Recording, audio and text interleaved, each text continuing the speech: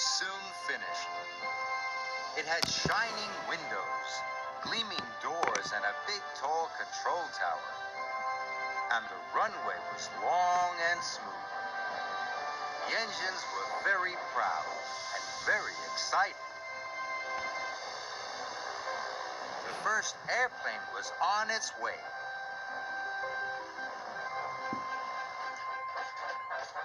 But there was still one more job to do. Thomas was shunting some freight cars into the yard.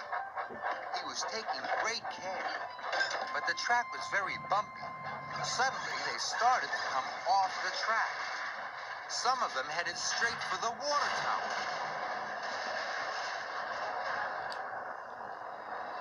The water tower creaked and wobbled. Then it started to tip. The water tower crashed down across the runway. Luckily, no one was hurt.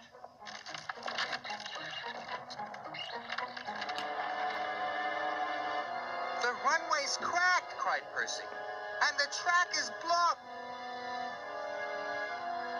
The airport manager inspected the runway.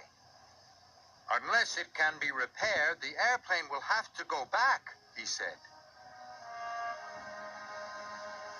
Trust a steamy to mess things up, wailed Diesel. The Diesels were very cross.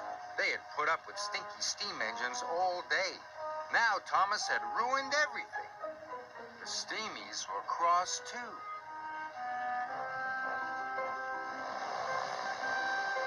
The airplane was getting closer. The workmen started to mend the runway.